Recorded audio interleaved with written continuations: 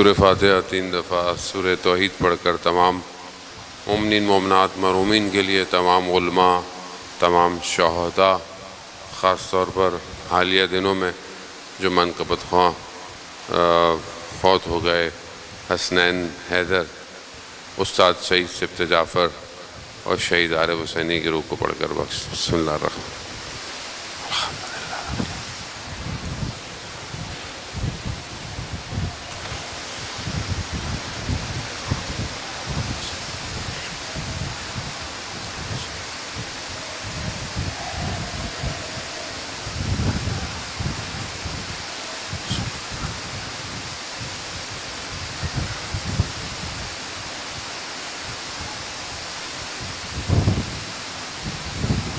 امام زمانہ کی سلامتی کے لیے ایک دفعہ صلوات بھیجیں۔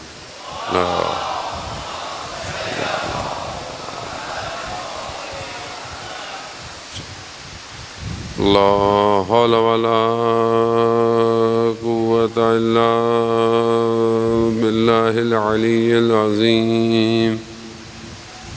حسبنا اللہ ونعم الوکیل، نعم المولا ونعم النصیر۔ اعوذ باللہ من الشیطان الرجیم، بسم اللہ الرحمن الرحیم۔ الحمد للہ الذی یؤمن الخائفین وَيُنَجِّ الصَّالِحِينَ وَيَضَعُ الْمُسْتَكْبِرِينَ وَيُهْلِكُ مُلُوكًا وَيَسْتَخْلَفُ آخَرِينَ۔ والصلاة والسلام على رسول ثقلین، محبوب رب المشرقین والمغربین، جد الحسن والحسین، نبینا سیدنا بالقاسم محمد۔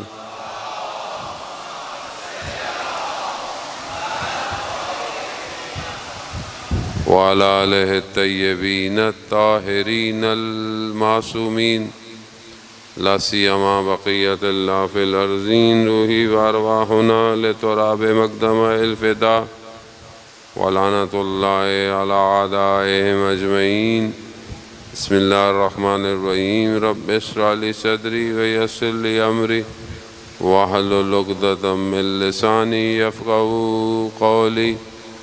اما بعد فقد قال اللہ تبارک و تعالی فی کتاب الحکیم والقرآن المجید، وما خلقت الجن والانس الا لیعبدون۔ صلوات بھیجیں محمد والے۔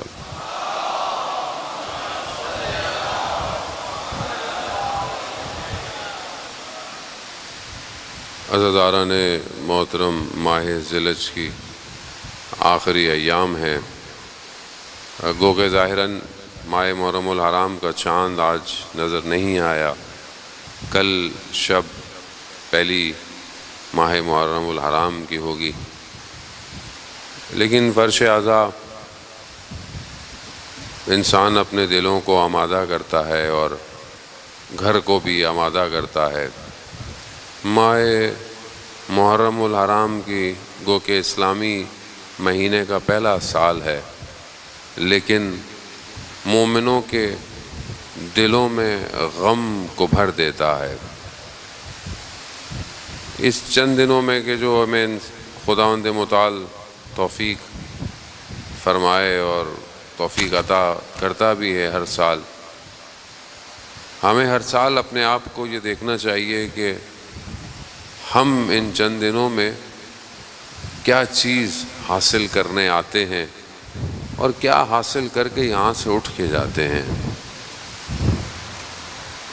عامر بھائی پنکھا بند کر دیں۔ صلوات بھیج دیں محمد وآل محمد۔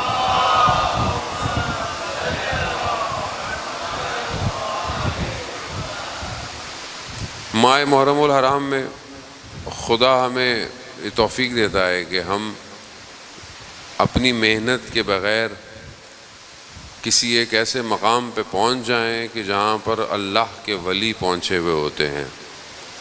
ہماری محنت نہیں ہے، یہ نہیں کہ خدا نخواستہ آپ خلوص سے یا محبت سے نہیں آتے، آپ اپنی محنت جو آپ کے اندر اللہ نے توفیق دی ہے، لیکن یہ ساری محنت سید الشہداء علیہ الصلوۃ والسلام کی ہے. یہ ساری محنت جو ہے وہ امام حسین علیہ السلام کی ہے کہ جو امام نے 61 ہجری میں کربلا میں قربانی دی ہے. اس قربانی کے یہ اثرات ہیں کہ آپ اور میں بھی اس دسترخوان سے کچھ لے کے چلے جاتے ہیں. اس لیے کوشش کریں، اور کوشش کرنی بھی چاہیے کہ یہ مجلسیں ہمارے وجود میں تبدیلی کا باعث بنے. ہم یہاں سے جب اٹھ کے جائیں تو ہماری عمل، ہمارا کردار وہ نہ ہو کہ جس سے معاشرے میں کوئی ہم پر انگلی اٹھائے. خاص طور پہ ہماری جو ذمہ داری ہے اس ماہ محرم میں، وہ ہمارے وقت کے امام کی نوکری ہے کہ ہم اپنے وقت کے امام تک پہنچیں. ہم جو ہر سال تکرار کرتے ہیں کربلا کو، ہر سال واقعات کو تکرار کرتے ہیں، کہ انشاءاللہ اس سال خدا ہمیں توفیق دے کہ ہم جو ہے وہ معنوی اور قلب کی گفتگو کو جو ہے وہ آپ کے درمیان میں پیش کریں، تاکہ ہم اپنے آپ کو اپنے وقت کے امام کے قریب کر سکیں. کربلا میں کیا تھا؟ کربلا میں 2 بلاک ہیں، ایک حق ہے اور ایک باطل ہے. وہ حق اور باطل کا ٹکراؤ جو ہے وہ کربلا میں ہے. اب جو باطل ہے اس کی بھی اپنی ایٹریبیوٹس ہیں، اس کی بھی اپنے اندر جو اللہ نے اب ظاہری انسان کے اندر رذائل لکھے ہیں یا آفات لکھے ہیں، یا وہ چیزیں کہ جو انسان کو حق کی طرف جانے سے روکتی ہیں، وہ ایک حصے میں پائی جاتی ہیں. ایک حصہ وہ ہے کہ جس میں قدریں پائی جاتی ہیں، جس کے اندر ویلیوز پائی جاتی ہیں. یعنی ایسی ویلیوز ہے کہ دشمن پیاسا بھی ہے اور دشمن ہے، لیکن امام حسین اسے پانی پلا رہے ہیں. خب یہ ویلیوز، کربلا جو ہے وہ ایک حصہ ویلیوز کو دکھا رہا ہے، اور یہ ہیومن ویلیوز ہیں. آج بھی دنیا اسی ہیومن ویلیوز پہ چل رہی ہے. خب یہ 2 بلاک آپس میں ٹکراتے ہیں. جب یہ ٹکراتے ہیں تو ظاہر ہے اس سے ایک ارتعاش پیدا ہوتا ہے. یہ ارتعاش آج تک جو ہے وہ ہمیں اثرات پہ مرتب کر رہا ہے کہ اب یہ جو ٹکراؤ ہے، یہ ٹکراؤ صرف 61 ہجری میں نہیں ہوا، یہ ٹکراؤ قیامت تک ہوتا رہے گا. ہم نے اپنے آپ کو دیکھنا ہے کہ ہم کس بلاک میں کھڑے ہوئے ہیں.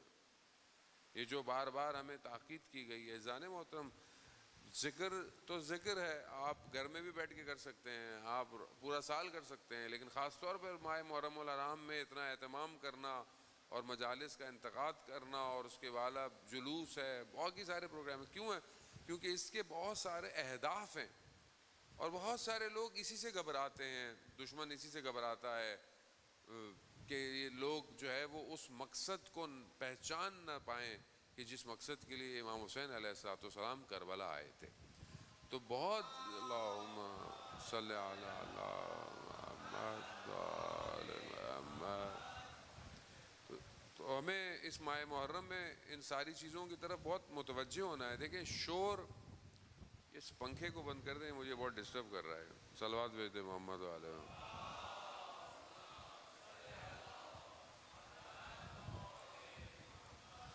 دیکھیں شور دنیا میں بہت زیادہ ہے، اور کیونکہ آپ ماشاءاللہ جوان کی تعداد ہماری مجالس میں زیادہ ہوتی ہے، شور جو ہے وہ آپ کو اپنی طرف متوجہ کرانا چاہتا ہے. دنیا میں کتنے شور ہیں. ایک شور دنیا میں جو ہے وہ اکنامکس کا ہے، دنیا پرستی کا ہے، میٹلسٹک کا ہے، چاہے وہ کام ہو، چاہے وہ بزنس ہو، چاہے وہ برانڈنگ ہو، چاہے وہ شہرت ہو. خب یہ شور ہیں، یہ شور ہمیں اپنی طرف متوجہ کراتے ہیں. خب انسان بھی اسی شور کی طرف بھاگتا ہے. جب آپ آفس جاتے ہیں، یونیورسٹی جاتے ہیں، اسکول جاتے ہیں، کہیں بھی جاتے ہیں، ایک شور ہے جس نے آپ کو گھیرا ہوا ہے. ایک تو آپ کا کام ہے، اور ایک اس کے اطراف میں ایک سراؤنڈنگ میں ایک شور ہے جو آپ کے پورے دن کو ڈسٹرب کرتا ہے. اسی طرح ایک دین اور ادیان کا شور ہے. دنیا میں دین کا بازار گرم ہے. کوئی کہتا ہے یہ صحیح ہے، وہ کہتا ہے میں صحیح ہوں، وہ کہتا ہے ہم حق پر ہیں، وہ کہتا ہے یہ کافر ہے. خوب ہر طرح کا ہے. خوب اسلام کے اندر فرقے ہیں، اسلام سے باہر جائیں تو اور بہت سارے مذاہب ہیں. پھر اس کے علاوہ آئیڈیالوجیکل وار ہے، انسانی نظریاتوں کی جنگ ہے. کسی کا نظریہ، کسی کے مذہب الگ الگ ہے، مگر وہ ایک نظریے پہ قائم ہے. خوب یہ نظریات کی یہ اتنا شور ہے کہ یہ شور آپ کو آکوپائڈ کرتا ہے. اور جب ماہ محرم آتا ہے تو محرم میں دشمن مختلف شور کو فلوٹ کرتا ہے معاشرے میں. یعنی ایسی چیزیں کہ جو پورا سال خاموش ہوتی ہیں، محرم میں یہ شور کانوں میں آنا شروع کر دے گا. مختلف ویڈیوز، مختلف کلپس، مختلف چیزیں یہ وائرل ہونا شروع ہو جائیں گی. کیوں؟ تاکہ آپ اس اصلی آواز کو نہ سن پائیں کہ جو روز عاشورہ بلند ہوئی، حل من ناصر ینصرنا. اس ایک آواز کو خاموش تو نہیں کر سکتے، اس آواز کو کوئی خاموش نہیں کر پایا اور نہ کوئی کر سکتا ہے، کیونکہ وہ آواز کسی عام آدمی کی نہیں، وہ حسین ابن علی کی آواز ہے. اور وہ آواز امام وقت کی آواز ہے. آج بھی امام وقت، ہمارے وقت کا امام بھی یہی کہہ رہا ہے، کوئی میری مدد کرنے والا. خوب یہ آواز گونج رہی ہے. لیکن ہم جیسے جو لوگ امام کے سامنے تھے، ان کو یہ آواز کیوں نہیں آئی؟ مگر کیا ان کے کان نہیں تھے؟ نہیں تھے. شور تھا دنیا کا. عمر ابن سعد کتنی دفعہ امام نے اس سے گفتگو کی ہے، کتنی دفعہ امام نے اسے آفر کی. امام نے اسے کہا کہ تمہیں گھر چاہیے، تمہیں دولت چاہیے، ہم دیں گے تمہیں. مگر اسے آواز نہیں آ رہی تھی. کیا آواز آ رہی تھی؟ مگر دنیا کا شور زیادہ تھا. شہر رے کی گندم کی محبت اس کے وجود میں زیادہ تھی. عزیزان محترم، جب انسان دنیا کے شور کی طرف ہو تو وہ اپنے وقت کے امام کو نہیں پہچانتا. خوب یہی ہمیں ان چند دنوں میں اپنے آپ کو کرنا ہے. کیا ہماری زندگی میں بھی کوئی شور ہے؟ اب ایک شور معاشرتی ہے، معاشرے کا ہے. ایک شور ہمارے اندر سے ہے، ہمارے اپنے اندر کی خواہشات، ہمارے نفس، ہماری وہ چیزیں کہ جو ہمیں ہمارے وجود سے دور کرتی ہیں، وہ ایک شور ہمارے اندر بھی برپا ہے. خوب ہم اپنے اس شور کو کیا خاموش کریں گے کہ نہیں کریں گے؟ کربلا سیکریفائس ہے، کربلا ایثار ہے، کربلا قربانی ہے. کیا میں کچھ قربان کرنے کو تیار ہوں کہ نہیں ہوں؟ اگر میں کچھ قربان کرنے کو تیار نہیں ہوں تو میرے اندر بہت شور ہے، اور یہ شور مجھے اپنے وجود کو امام کو دینے نہیں دے گا. عزیزان، آیت اللہ تقی بافقی رضوان اللہ تعالیٰ علیہ، کل بھی میں مجلس کہیں پڑھ رہا تھا، میں نے یہ واقعہ بیان کیا کہ وہ زمین کے راستے سے نجف سے ایران جا رہے تھے. سردیوں کے ایام تھے، ایلام کی پہاڑوں پہ برف تھی، رات ہو گئی، کہیں نہ کہیں رات گزارنی تھی. تو ایک قہوے خانے میں گئے، چائے جہاں ملتی تھی، تو وہاں دیکھا تو وہاں اوباش بیٹھے ہوئے ہیں، شور شرابہ ہے. وہ جگہ ان کو مناسب نہیں لگی، لیکن کوئی جگہ تھی نہیں. تو انہوں نے دیکھا کہ باہر درخت کے نیچے ایک نورانی شخصیت بیٹھی ہوئی ہے، اور انہوں نے کہا کہ تقی، یہ جگہ تمہارے بیٹھنے کی نہیں ہے، تم ہمارے پاس آ جاؤ. کہا میں ان کے پاس چلا گیا. باہر برف گرتی رہی، مگر اس درخت کے نیچے مجھے ساری رات کوئی سردی نہیں لگی. رات گزاری، صبح فجر کا وقت آیا، ان کے پیچھے میں نے نماز پڑھی. جب روشنی پھوٹی تو پھر انہوں نے کہا کہ سفر شروع کرتے ہیں. چلنے لگے تو مجھے احساس ہوا، اور یہ احساس خود نہیں ہوتا جب تک امام خود نہ چاہے. مجھے یہ احساس ہوا کہ یہ کوئی اور نہیں، یہ وقت کے امام ہیں. جیسے مجھے احساس ہوا، مجھے امام نے کہا کہ اب آپ کو پتہ چل گیا ہے تو ہم آپ سے رخصت لیتے ہیں، اب ہم جاتے ہیں. تو شدت عشق، شدت ملاقات، محبت، یہ ہمارے اندر ہونی چاہیے. عزیزان محترم، ہمارا 24 گھنٹے گزر جاتے ہیں، ہمارے وجود سے ایک دفعہ بھی نہیں نکلتا یا صاحب الزمان، نہیں نکلتا. ظاہر ہے جس کو انسان یاد کرے اسی سے نکلتا ہے. کہیں درد ہو تو اسی کا نام نکلتا ہے جو طبیب ہوتا ہے. لیکن میرا طبیب نہیں بن پایا. ایسا نہیں کہ وہ، میں خود کمزور ہوں. یا صاحب الزمان یا مہدی درکنی میرے وجود سے نہیں نکل رہا. خوب نہیں نکل رہا، اس کو آپ ایکسیپٹ کریں، کیوں نہیں نکلتا؟ تو کہا جیسے ہی ان کو احساس ہوا، بہرحال انہوں نے کہا کہ میں آپ سے پھر کب ملوں گا؟ تو کہا ابھی آپ کم جا رہے ہیں تو کم میں ملاقات ہوگی اور سبزہ زار میں ہماری ملاقات ہوگی. یہ کہے بڑے شوق سے، بڑی محبت اور بڑی تڑپ کے ساتھ کم پہنچے. 3 دن کم میں رہے، دیکھا امام سے ملاقات نہیں ہوئی. کم سے نکلے، جیسے ہی سبزہ زار پہنچے، یہ بھی سوچ میں تھے کہ امام سے ملاقات ہوگی، تو دیکھا امام نے جو ہے وہ کاندھے پر ہاتھ رکھا اور کہا کہ مولا، پہلی چیز کیا کہی؟ مولا آپ نے کہا تھا کم میں ملیں گے، آپ تو کم میں نہیں ملے. تو امام فرماتے ہیں ہم کم میں ہم تمہارے پاس کھڑے تھے جب تم حرم کے باہر کسی خاتون کو مسئلہ بتا رہے تھے، تو ہم تمہارے ساتھ کھڑے ہوئے تھے. عزیزان محترم، ہمیں نہیں پتا ہم کبھی سڑک میں، کبھی بازار میں، ہماری نگاہیں کہاں ہیں. ہمیں کیا پتا اس وقت ہمارے برابر میں ہمارا امام کھڑا ہوا ہو. خوب یہ بہت ضروری ہے، یہ آپ کو محسوس کرنا ہے. امام زندہ ہے، امام غیبت کے پردے میں ہے، لیکن امام زندہ تو ہے. اب کیا میں اپنے امام کے قریب جا رہا ہوں کہ نہیں جا رہا؟ کربلا یہی ہے. کربلا کیا ہے؟ کچھ لوگ اپنے امام تک پہنچ گئے، انہی کی گفتگو ہم کرتے ہیں کہ جو لوگ امام تک پہنچے وہ کون لوگ تھے، کیسے لوگ تھے، ان کے اندر ایسا کیا تھا کہ جو اپنے امام کو پہنچ گئے. عزیزان محترم، چند دن خدا ہمیں توفیق دے.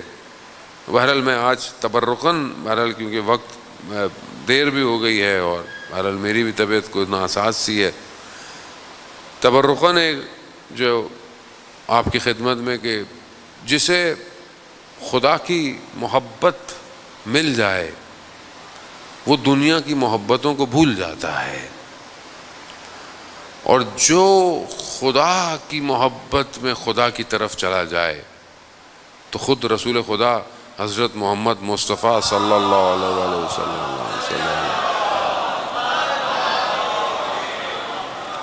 خود رسول خدا فرماتے ہیں کہ جو خدا کی طرف آ جائے، خدا سے محبت کر لے، خدا اس کا ذکر ملائکہ اور باقی مکان اور ہر جگہ سے کر دیتا ہے. یعنی گویا کائنات کا ہر وجود اس کو پہچانتا ہے کہ یہ خدا سے محبت کرتا ہے. وہ ایک ایسا شخص کہ جو اتنا مشہور ہو خدا کی بارگاہ میں، خدا کی مخلوقات میں، کیا اس کی دعا آسمان سے واپس آئے گی؟ نہیں آئے گی. لیکن کیا ہم اپنے آپ کو اس محبت کی طرف بڑھا رہے ہیں کہ نہیں بڑھا رہے؟ کیونکہ یہ دنیا کبھی بھی خدا کی محبت کی طرف آپ کو جانے نہیں دے گی. دنیا کا کام ہی یہی ہے. اللہ نے 1,24,000 پیغمبروں کو کیوں بھیجا؟ لوگ مخلوق رب کی طرف جائے. اور جو پوری دنیا کا باقی سسٹم تھا اس کا کیا کام تھا؟ کہ یہ مخلوق رب سے دور ہو جائے. اس کا کام یہی ہے. آج آپ کو دنیا کے اندر ساری چیزیں نظر آتی ہیں، بعض اوقات آپ کو دین بھی نظر آ رہا ہے، دیندار بھی نظر آ رہے ہیں، لیکن ان کا کام کیا ہے؟ وہ خدا کی طرف نہیں لے کے جا رہے ہیں، وہ اپنی طرف لے کے جا رہے ہیں. سامری نے کیا کیا تھا؟ سامری بھی بنی اسرائیل حضرت موسیٰ علیہ السلام کا ماننے والوں میں سے تھا، ان لوگوں میں سے تھا جنہوں نے نجات پائی. لیکن قوم کو کہاں لے گیا؟ کہاں لے گیا؟ اپنی طرف لے آیا. خوب ذرا سی انحراف، ذرا سی غلطی انسان کو دور کر دیتی ہے، اور وہ اس گوشالے کی پوجا کرنے لگے اور یہ کہنے لگے کہ یہ موسیٰ کا رب ہے. خوب قوم مشکلات میں ہوتی ہے. خوب یہاں پر سید الشہداء علیہ السلام نے یہ جو ایک یونیورسٹی کھولی ہوئی ہے جو ہر سال کھلتی ہے، یہ اپنی طرف لے کر آنے کے لیے. اس کی چند کوالٹیز ہیں کہ جو چیزیں کربلا کے اندر واقع کربلا میں ہیں، بہرحال میں وہی آج آپ کی خدمت میں بیان کروں گا. پہلی چیز جو کھینچتی ہے، جو لے کر آتی ہے، کہ انسان اس بات پر یقین رکھے کہ اس کے اندر تبدیلی آنا ممکن ہے. یعنی آپ سوچیں، کیونکہ آج کل دنیا ہے مایوسی زیادہ ہے، کوئی پوچھے میں تو چینج نہیں ہو سکتا، خاص طور پہ جوان جو ہے وہ کہتا ہے میں کیسے ہو سکتا ہوں. اور اگر وہ خود جوان سوچنا بھی چاہے کہ میں چینج ہو سکتا ہوں، اس کے دوست اس کو کہتے ہیں نہیں تم تو کبھی بھی چینج نہیں ہو سکتے، تم اور نماز پڑھو گے، تم اور قرآن پڑھو گے، تم اور اچھا کام کرو گے، خوب دنیا. وہ پہلی چیز یہ ہے کہ انسان کو یقین ہونا چاہیے کہ وہ تبدیل، اس کے اندر تحول ممکن ہے. آپ دیکھیں کہ سید الشہداء علیہ الصلوۃ والسلام نے لوگوں کے اندر تحول پیدا کیا ہے، تبدیلی پیدا کی ہے. آپ قرآن کے اندر دیکھیں کہ جو جادوگر ہیں فرعون کے دربار میں، انہوں نے کیا کیا ہے؟ انہوں نے جو ہے وہ رسیاں پھینکی اور ان کو سانپ بنا دیا. لیکن جب سامنے دیکھا کہ جو لکڑی ہے وہ اژدہا میں بن سکتی ہے، خود جادوگر تھے، ٹیکنیکلی جانتے تھے کہ جادو کسے کہتے ہیں، سحر کسے کہتے ہیں، معجزہ کسے کہتے ہیں، ممکنات کسے کہتے ہیں، وہ پہچان گئے. اب جیسے آپ میں سے کوئی آئی ٹی ایکسپرٹ ہو، کوئی ٹیکنالوجی کا ایکسپرٹ ہو، وہ اپنے سامنے کچھ چیزیں دیکھے تو وہ زیادہ بہتر پہچانے گا کہ اس میں یہ پرابلم ہے، یہ صحیح ہے، یہ غلط ہے. وہ اس چیز کو جانتے تھے. جب انہوں نے دیکھا کہ حضرت موسیٰ نے جو ہے وہ عصا کو پھینکا ہے اور وہ اژدہا بن گیا، تو ان کے وجود میں یہ یقین تھا تبدیلی کا. وہ کیا ہوا؟ تبدیل ہو گئے. اور ایسے تبدیل ہوئے، فرعون نے کہا میں ہاتھ کاٹ دوں گا، میں گردنیں کاٹ دوں گا. ان کا جو بھی کرنا ہے کرو، موسیٰ کے رب پر ہم ایمان لے آئے.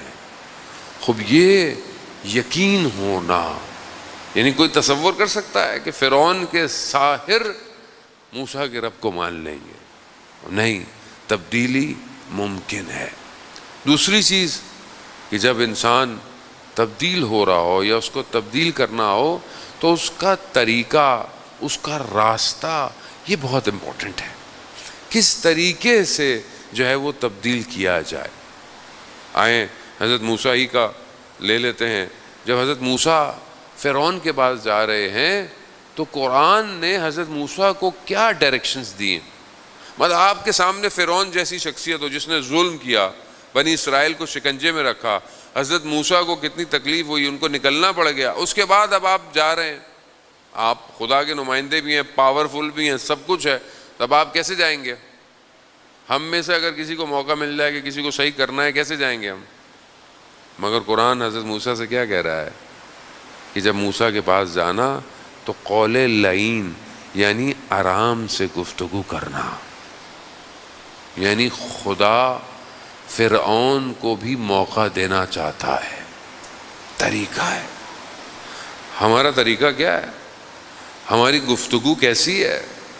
ہم اگر کسی کو ہدایت دینا چاہتے ہیں یا کسی کو اچھی بات کرنا چاہتے ہیں تو ہمارا جو ہے وہ ایکشن کیسے ہونے چاہیے؟ ہم اپنے گھر میں کیسے ہیں؟ 4 باتیں اگر مذہب کی ہمیں پتہ چل جائیں، اگلے والے بیچارے کا تو ہم کپڑے جو ہے نا بیچارے کی کھال بھی اگاڑ دیتے ہیں. تمہیں کیا پتا؟ تمہیں مذہب کا کیا پتا؟ تمہیں مذہب کیسے آتا؟ اگر آپ نے 4 چیزیں پڑھ لی ہیں تو آپ کا اخلاق اس سے زیادہ بہتر ہونا چاہیے. مگر ہمارا اخلاق رسول سے خدا نخواستہ زیادہ بہتر ہے. رسول کا اخلاق کیسا تھا؟ کیسا اخلاق ہے رسول کا کہ لوگ پتھر بھی مارتے ہیں مگر رسول اللہ کے حبیب کسی کے لیے بد دعا نہیں کر رہے. وہ ایک شخص کہ جس کے لیے رسول خدا نے اپنے پیراہن کو ہٹایا کہ جو ہے وہ سواری کو لگاتے ہوئے اس کو لگ گئی تھی، کہا کہ تم بھی مجھے، اس نے ہٹایا، اس نے بوسہ دیا. یا رسول اللہ میں تو آپ کے کمر پہ بوسہ دینا چاہتا تھا. خوب اللہ کا حبیب، وہ جس کے صدقے میں اللہ نے کائنات بنائی، ان کا اخلاق کیسا ہے؟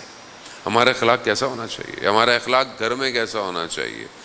ایام اذاں ہیں، ہمیں تو بعض اوقات اپنے آپ سے افسوس ہوتا ہے. بعض اوقات ہم روڈ پہ گاڑی جا رہی ہوتی ہے، ہمارے ساتھ والے پتہ نہیں کسی کو ڈانٹ رہے ہوتے ہیں، کسی کو سائڈ پہ کر رہے ہوتے ہیں. بہرحال ہم کچھ کہیں تو کہتے ہیں آغا صاحب سیکیورٹی ہے ہمیں کرنے دیں، لیکن مجھے بالکل نہیں اچھا لگتا. بولا میری کیا حیثیت ہے، اوقات ہے. بولا انسان بہرحال ایک اچھے کام مذہب مجلس پڑھنے جا رہا ہو اور آپ کی گاڑی کسی کو دھکا دے دے، دبا دے، تو آپ کیا سوچیں گے؟ مطلب وہ کیا سوچے گا؟ یہ کون ہے یہ شخص؟ کہاں ہے یہ؟ خوب ہم ہمارے معاشرے میں ابھی محرم میں تو ہم لوگ بادشاہ ہوتے، شیعہ خاص طور پہ، جو دل چاہے کریں، کچھ بھی کر لیں، اونچی آواز میں گلی کے بڑے بڑے اسپیکر پہ نوئے لگائیں، کوئی مریض ہے، کوئی بیمار ہے، اس سے ہمیں کیا فرق پڑتا ہے بھائی، انہیں تو۔ اور ماننے والے کن کے ہیں؟ ماننے والے ان کے ہیں جو رات کی تاریکی میں اپنے کاندھوں پر فقیروں اور یتیموں کے لیے کھانا لے کر گھومتے تھے۔ کس کے ماننا؟ عزیزان موت، یہ خب جب تک وجود میں امام نہیں آئے گا انسان عملی طور پر صحیح نہیں ہو سکتا۔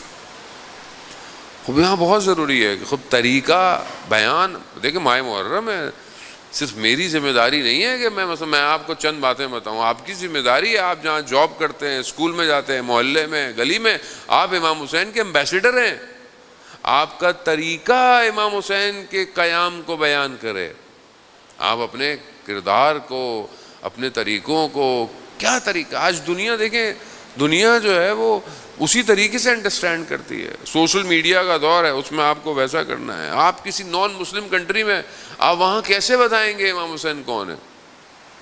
ایک خاتون نئی مسلمان ہوئی، انہیں نہیں پتا تھا، بہرحال وہ جب نئی مسلمان ہوئی کرسچن سے، تو انہوں نے دیکھا کہ یہ تو مسلمانوں میں بڑے فرقے ہیں، ایک کے پاس یہ تو وہ کہتا ہے دوسرا کافر ہے، اس کو کہتا ہے دوسرا کافر ہے، جہاں وہ جس سے ہوئی تو انہوں نے کہا بھائی کسی کو سننا نہیں ہے، اس کو نہیں سننا، اس کو نہیں سننا۔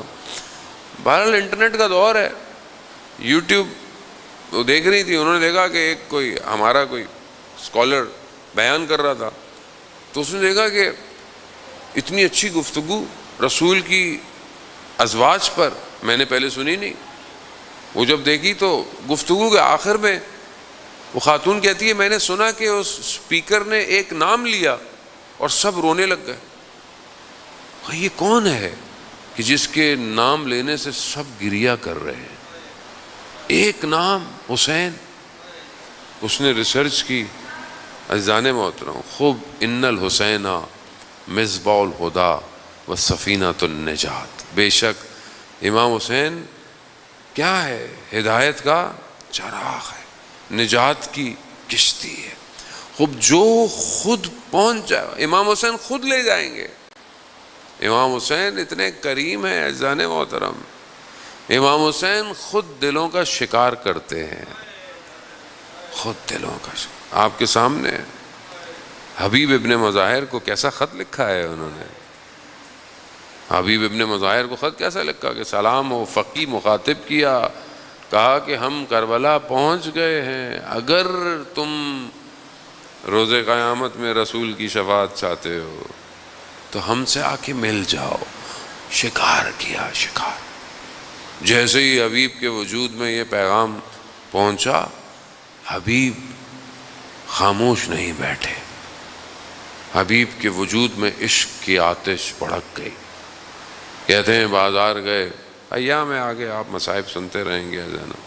مسلم نے اوسجہ کو اپنے ساتھ لیا اور جو ہے وہ کربلا کا رخ کر دیا۔ خوب یہاں دوسری چیز جو امپورٹنٹ ہے وہ طریقہ ہے، سٹائل ہے، وے آف ورکنگ ہے، کیسے آپ کسی چیز کو ڈیلیور کر رہے ہیں، کیسے آپ کسی چیز کو پہنچا رہے ہیں۔ خوب تیسری چیز جو ہے وہ جستجو ہے، سٹرگل ہے، کہ انسان سٹرگل بھی کرے، جستجو بھی کرے۔ اب آپ بولے میں خود بخود سب کچھ ہو جائے، خود بہت نہیں، کچھ تھوڑی بہت تو سٹرگل کرنی پڑے گی۔ آپ بہرحال مجلس میں آتے ہیں، یہ بھی سٹرگل ہے، کوشش ہے، لیکن اس کے علاوہ کتنی کتابیں میں ماہ محرم میں امام حسین سے ریلیٹڈ پڑھتا ہوں۔ امام حسین علیہ السلام کے اپنے جملے، اپنے کلمات کتنے میں نے آج تک خود پڑھے ہیں، خود پڑھے۔ امام نے مدینہ چھوڑتے وقت کیا کہا، امام نے مکہ چھوڑتے ہوئے کیا کہا، امام نے کربلا میں خوب دیکھیں، اسٹرگل تو خود کرنی پڑے گی۔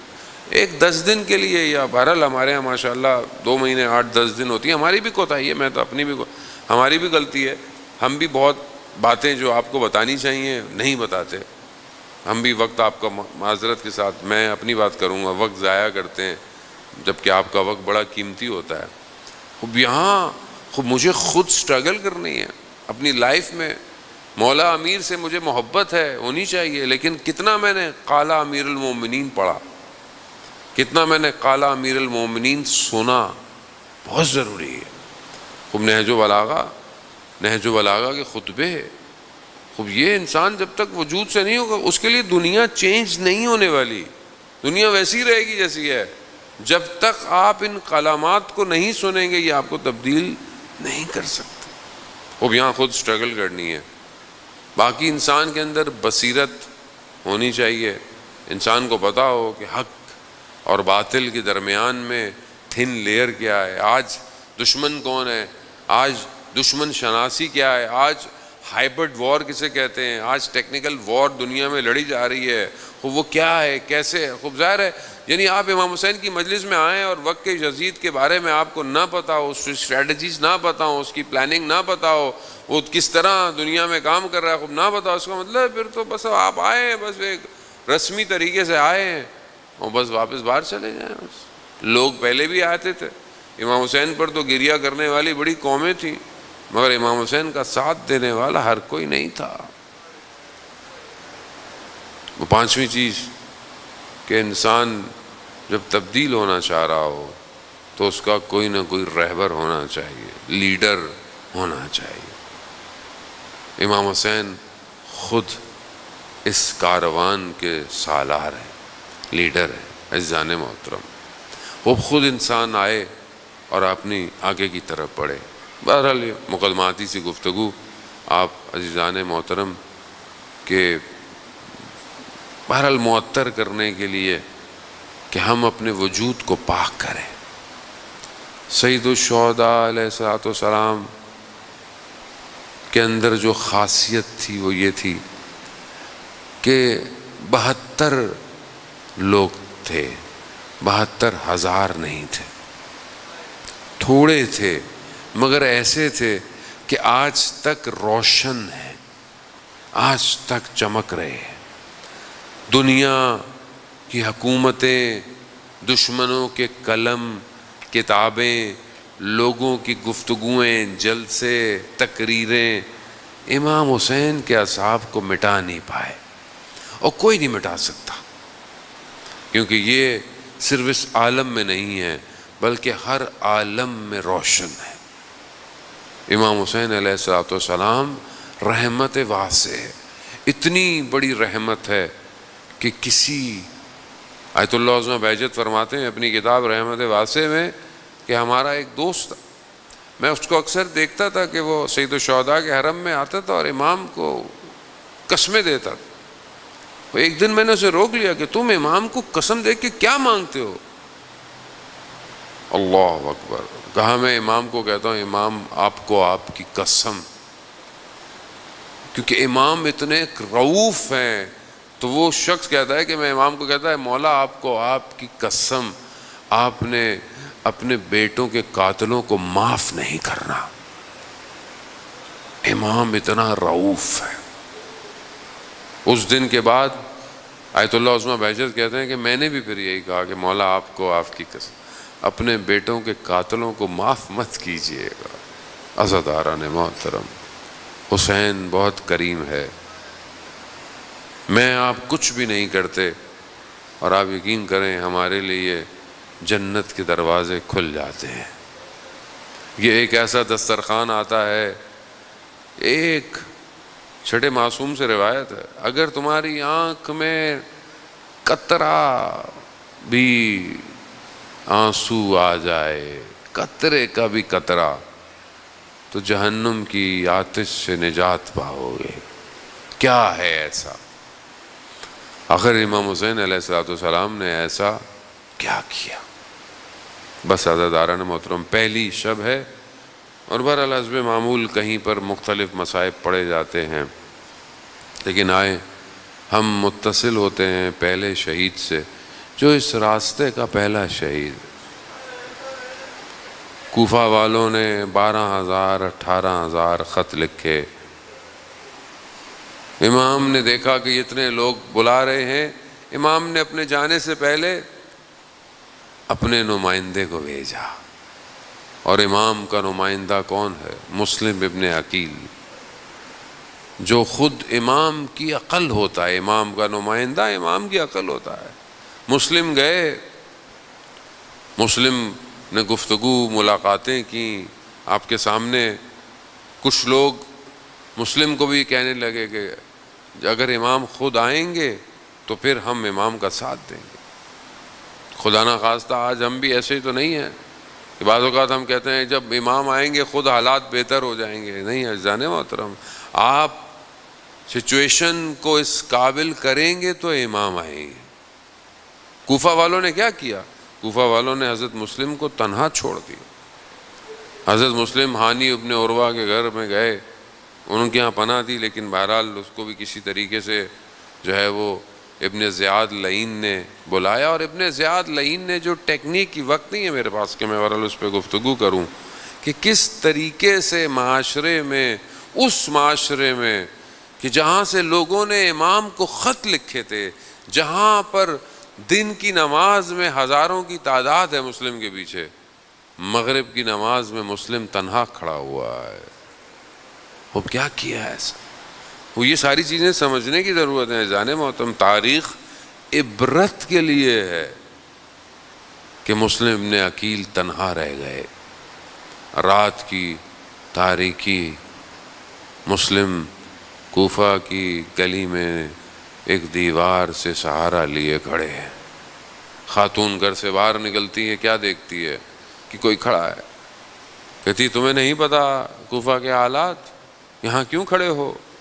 میں گھر میں تنہا ہوں، اپنے گھر جاؤ۔ مسلم کہتے ہیں کہ میں مسافر ہوں، میرا گھر نہیں ہے۔ کہاں کے مسافر ہو؟ کہاں سے آئے ہو؟ کہا مدینہ کا رہنے والا ہوں۔ ہاں، مدینہ میں کہاں کے رہنے والے ہو؟ کہا محلہ بنی ہاشم کا رہنے والا ہو۔ بس یہ سننا تھا اس خاتون کا، اہل بیت کی ماننے والی تھی۔ کتنے خوش قسمت ہیں آپ اہل بیت کے ماننے والے ہیں۔ یہ بڑی سعادت ہے عزیزان، اور اس میں ہمارا کوئی کمال نہیں، اس میں کمال ہمارے آباء و اجداد کا ہے جنہوں نے ہمیں اس قابل کیا۔ بس محلہ بنی ہاشم کا نام سنا تو اپنے ارباب کا پوچھنے لگی۔ مسلم نے بتایا۔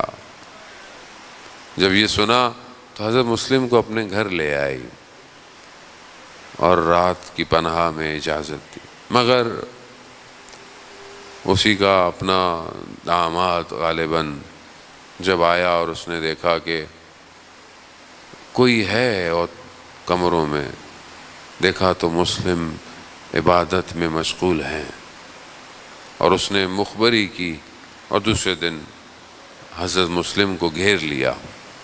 لڑتے لڑتے بہرحال حضرت مسلم کو گرفتار کر لیا، زخمی ہوئے، زخم لگے۔ اسی حالت میں ابن زیاد کا دربار ہے، وہاں ابن زیاد نے پوچھا کوئی خواہش، کوئی وصیت؟ تو حضرت مسلم نے کہا ایک میری وصیت ہے، کچھ قرض ہے، کچھ چیزیں ہیں، یہ بیچ کے اس کو ادا کر دینا، اور میری ایک پیغام ہے جو امام حسین تک پہنچا دیا۔ کہا کیا؟ کہا کہ کوفہ مت آئیں، کوفہ وفا نہ دارت، کوفہ والوں میں وفا نہیں ہے۔ یہ کہتے ہوئے حضرت مسلم کو لے گئے دارالعمارہ، حضرت مسلم کو لے گئے، پانی پیش کیا گیا، مگر خون کے قطرے اس پانی کے ظرف میں پڑے۔ حضرت مسلم نے نہیں پیا۔ دوبارہ کہتے ہیں 3 دفعہ ظرف آیا، خون کے قطروں نے پانی پینے نہیں دیا۔ ویسے بھی حضرت مسلم کیسے پانی پیتے؟ جس کے مالک کو پیاسا شہید ہونا ہو، مسلم کیسے پانی پئیں گے؟ بس عزاداران نے حضرت مسلم کے سر کو تن سے جدا کر دیا، بدن کو دارالعمارہ سے نیچے اہانت کر دی گئی، اور پھر حضرت مسلم کے بدن کو کوفہ کی گلیوں میں گھسیٹا گیا۔ گویا حضرت مسلم کوفہ کی گلیوں کو آمادہ کر رہے ہیں، علی کی بیٹیاں آنے والے ہیں۔ بس اب جب یہ خبر امام حسین تک پہنچی ہے ایک مقام پہ، بتانے والوں نے یہی بتایا کہ جب ہم آئے ہیں ہم نے دیکھا اس بدن کو کس طرح گلیوں میں۔ امام حسین علیہ السلام امام ہے، امام اس وقت بھی جانتے تھے جب شہادت ہو گئی۔ بس جیسے ہی امام کو یہ خبر ملی، امام نے مسلم کی بیٹی کو بلایا، اپنے زانوں میں بٹھایا، سر پہ ہاتھ پھیرا۔ بچی بنی ہاشم کی ہے، سمجھدار بچی ہے، فوراً کہا ماموں جان کیا بابا کو کچھ ہو گیا ہے؟ اللہ اکبر۔ ہاں عزاداران محترم، مسلم غربت کے عالم میں مارا گیا ہے۔ مسلم وہ ہے کہ جب سید الشہداء روز عاشوراء اپنی تلوار کے سہارے کربلا میں جھکے ہوئے ہیں، دائیں دیکھا بائیں دیکھا، اللہ اکبر۔ میں حضرت مسلم کے زری پہ گیا، روزے پہ گیا، میں نے حضرت مسلم سے یہی کہا کہ اے حضرت مسلم نے عقیل مجھے بتائیے آخر آپ کے پاس کیا ایسا تھا، آپ نے ایسا کیا کیا کہ حسین ابن علی نے سب سے پہلے آپ کا نام لیا ہے؟ آسان نہیں ہے، یعنی دشت کربلا میں سب بکھر گئے، علی اکبر کا بدن ہے، عباس کے بازو ہیں، اصغر کو تیر لگا ہوا ہے، سب ختم، حسین تنہا ہے، دائیں دیکھتا ہے بائیں دیکھتا ہے، اینا اینا مسلم۔ اللہ بڑی بات ہے، نہ جانے حضرت مسلم نے، اور کیوں نہ ہو کہ جب یہ لٹا ہوا کارواں کوفہ داخل ہوا، مسلم کا سر کوفہ کے دروازے پر ٹنگا ہوا۔ یہ پہلی گردن ہے جو حسین کے عشق میں قربان ہوئی ہے۔ بس چند جملے اور آپ سے التماس دعا، ایام گریہ کی ہیں، خدا ہمیں توفیق دے۔ عزیزان محترم، گریہ آسان نہیں ہے، گریہ ساتھ بیٹھ کر رونا پھر آسان ہے، تنہا حسین پر رونا کمال ہے۔ اس کو مانگیں ان دنوں میں، امام حسین پر تنہا گریہ مانگیں، یہ روئیں، یہ شاید ہمیں احساس نہیں ہوگا اس دنیا میں اس آنسوں کی قیمت کیا ہے، یا آخرت میں پتہ چلے گا جب حضرت مسلم کی بیٹی کو امام حسین نے اپنے زانوں پہ بٹھایا، سر پہ ہاتھ پھیرا، ناز کیا، نوازش کی، پیار کیا، تو ایک چھوٹی سی بچی دیکھ رہی ہے، ایک چھوٹی سی بچی دیکھ رہی ہے کہ جب کسی بچی کا باپ دنیا سے چلا جاتا ہے تو سر پہ ہاتھ پھیرا جاتا ہے، پیار کیا جاتا ہے، میں قربان جاؤں، اللہ اکبر۔ مگر اس بچی کو یہ نہیں پتا تھا کہ جب آپ کے بابا دنیا سے جائیں گے تو آپ کے سر پہ ہاتھ نہیں پھیرا جائے گا، تماچے لگیں گے، تازے آنے لگیں گے، گوشوارے چھینیں گے، دامن جلے گا، ہاتھوں میں رسیاں ہوں گی، کوفہ اور شام کا بازار ہوگا۔ الا لعنت اللہ علی القوم الظالمین وسیعلم الذین ظلموا ای منقلب ینقلبون۔ پروردگار امام زمانہ کے ظہور میں تعجیل عطا فرما، ہمیں ان کے ناصروں ان کے مددگاروں میں شمار فرما، حاضرین مجلس کی جائز خواہشات کو پورا فرما، بانیان مجلس کی اس عبادت کو خدا اپنی بارگاہ میں قبول فرما۔ جس نے بھی اس مجلس کی عزاداری میں قائم ہونے میں جو بھی اپنا کردار ادا کیا ہے، پروردگار اسے اپنی بارگاہ سے اجر کثیر عطا فرما۔ ہمارے